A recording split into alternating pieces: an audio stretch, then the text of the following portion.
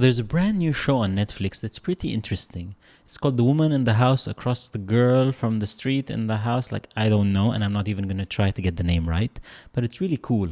So, I watched the pilot and I thought it was okay. Nothing particularly special. I like Kristen Bell. I like the idea of a suburban dark comedy. But the pilot just didn't impress me. I was expecting a show that was supposed to be a satire of all those, the girl in the window, the girl on the train, the woman in the house across the street. There's so many of those. But it wasn't particularly funny, although I did like how it made fun of a few cliches. But a few days ago, over lunch, I decided, let me watch a bit more. I watched the second episode, and I was hooked by the mystery. I kept watching, and I finished the entire season yesterday. It's only 8 episodes, and each episode is 25 minutes, which really works in the show's favor. They're short, they're quick, there's not a lot of fluff. It's very much focused on the mystery and who the killer is, and I was totally taken aback by the reveal, which we'll discuss in a bit. The show ended up reminding me of Desperate Housewives, Dead to Me, those dark suburban comedies, Suburgatory. It's not at the level of either of those, but it's still pretty fun. The whole cast is pretty good, and they kept me guessing. Is she hallucinating? Is she imagining things? Is anything real? And the show really managed to reel me in right until the very end, which is quite the accomplishment. Now, spoiler alert, so if you haven't finished the season, please leave, come back. I love the finale with the reveal that the murderer was, in fact, the little girl, Neil's daughter. That's insane. It's such a bonkers, crazy twist that I did not see coming in any way. I was so sure that Neil was guilty, that Buell was, the handyman. Like, they had so many red herrings all throughout. I never once thought the show would go that wild and that insane and that nutty and that crazy, but they did it, and it just made me laugh. Like, the entire fight scene was pretty long, and like the kid got beat up and they stabbed each other and shot each other. Like, it was really, really out of a nut house. It was really crazy. I really ended up enjoying it. It just felt like a very satisfying ending to the mystery.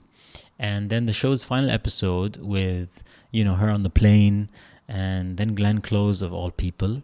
And is she dead? Is she not? That sets off another mystery. I read a few interviews with the creators. They imagine it as a limited series. They don't want a season 2. The idea is that she'll always keep investigating mysteries. And I like that. I do hope the show ends here and there's nothing more.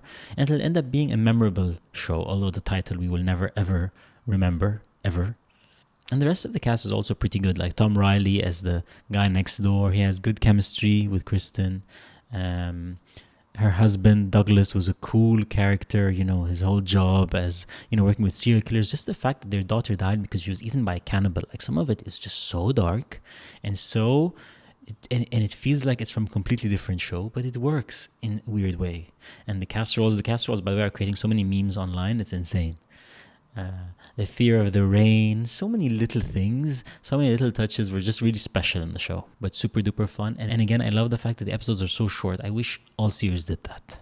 And so many offbeat, bizarre scenes, from the detective and her partner, asking for casserole, to the various flashbacks to Emma's parents dying, her mom drowning, or the teacher, or Lisa, was it Lisa? The girl getting stabbed. Like, it's just a crazy, crazy show. So all in all, I really enjoyed it. I'd give it a 7.5 out of 10, maybe an 8. If you watched the first episode and you didn't love it, try one more and then decide. Because then the show starts kind of, leaning into its premise, and it's pretty absurd. It's just an absurd, ridiculous show. So what did you guys think? Do you want a season 2? Are you happy with it being a limited series? Did you like the finale, the reveal of the little girl being the murderer? I'm curious to see if anyone else enjoyed that twist as much as I did. Be sure to like, comment, subscribe, and keep tuning in for new videos.